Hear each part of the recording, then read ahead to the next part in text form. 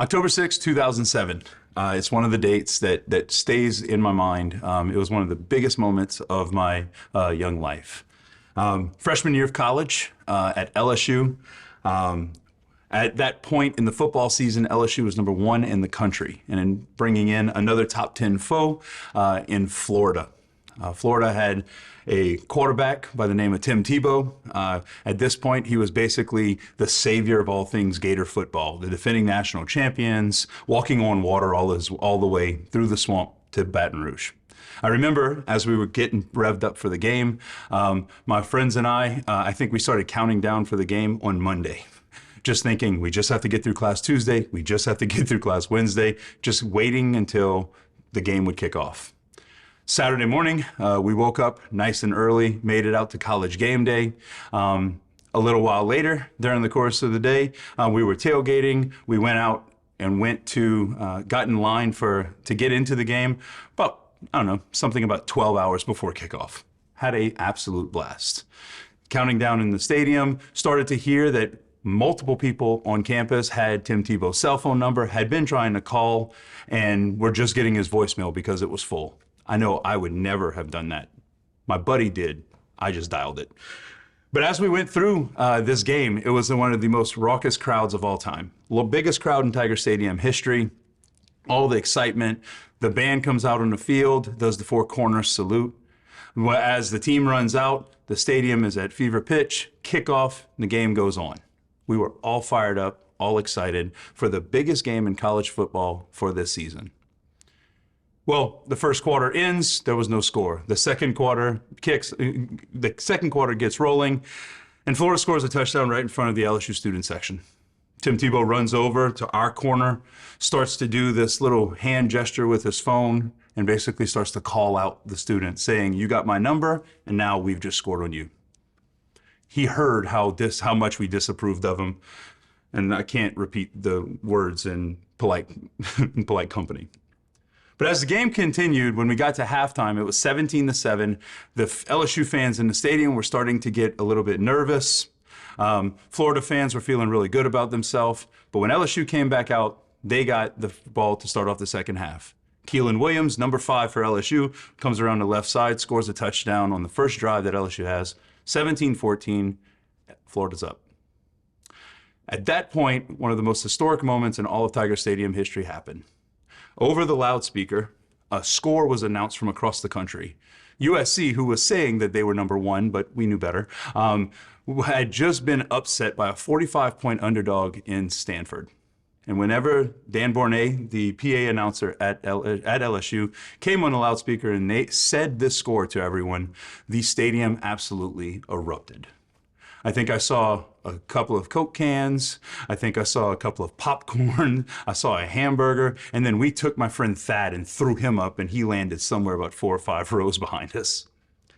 Game progresses. LSU comes back. LSU wins the game when Jacob Hester reaches for a touchdown. Everybody's excited. Everybody's floored. We had just had one of the most magical moments in Tiger Stadium history.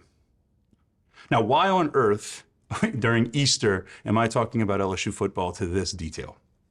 Because you can look at a line score and see the final score. You can look at a line score and you can see the flow of the game. You can see who scored. You can see how many yards. But what you won't find out is all of the drama and all the excitement from inside the stadium just from an article. To get that feel, you need firsthand witnesses, firsthand accounts of what actually went on. In fact, to this day, every time if I ever go to a football game, whether it be high school, college, or pro, I think back to October 6, 2007. I think back to that game and that kind of fever pitch excitement and that kind of drama happening on the field and think, maybe this will measure up to October 6, 2007. I still remember the power and the excitement of that moment. But that pales in comparison to what we hear in our first reading in our gospel today. You see, in our first reading for today, in the Acts of the Apostles, Peter, after the resurrection, after Pentecost, is going out, and he and John are walking through the temple area. There's a man who's a paralytic that is begging for money. And Peter looks at him and says, "I have no money, I guess he forgot his wallet. But I have no money. He says, but what I do have, I give to you. So in the name of Christ, I command you, stand up and walk. And the paralytic walks. Peter is a witness to the gospel, is a witness to the Paschal mystery. And because of that, it has an impact on him. It changes him. And then he gives that same grace that impacted him so much at Pentecost in the way Christ did to this paralytic, and he walks. And then he tells the people around him, you are witnesses of this. You are all witnesses of what has happened in these days. In the same way, in our gospel, we hear this is right on the heels of the road to Emmaus, where two disciples are walking to Emmaus after the tomb is found empty. And as they're walking away, they come in contact with Jesus. Jesus reveals himself in the breaking of the bread. Their hearts are burning. They run back to let the apostles know what they experienced. They sprint 7 miles from Emmaus back to Jerusalem to express and to say exactly how it is that God, how Jesus was working and speaking to them. In the last line of today's gospel, you are witnesses of these things. The interesting thing, one of my favorite things about the Bible is whenever you read the Acts of the Apostles just ends. Doesn't come to some kind of closure. It doesn't have some kind of story structure that then comes to like some nice resolution. The words just end.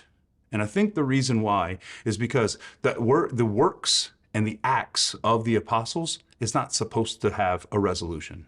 They continue. John Paul II once said, without witnesses, there is no witness.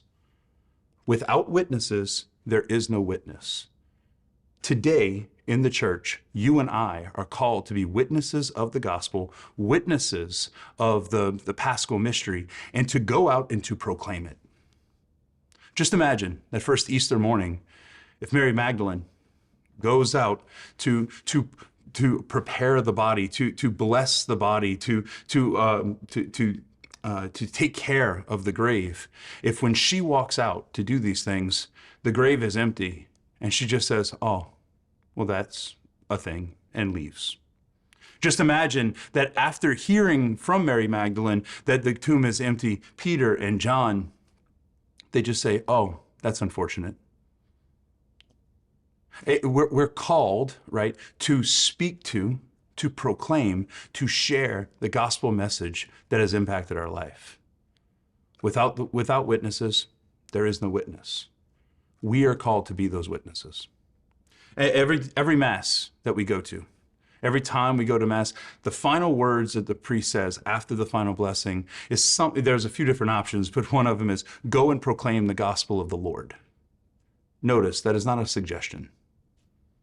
You and I are called at the end of Mass, every time we come to communion, every time we come to celebrate the feast, the Paschal mystery, we are called then to go out and to proclaim what we have received. It's not an excuse to say, oh, my actions speak louder than my words. No, we are called to speak it, to live it, and to embolden and enliven the words that we have just received. As we continue in this Easter season, may we take seriously our role to be witnesses to the gospel, witnesses to what we have received, witnesses to what we have seen, because without witnesses, there is no witness.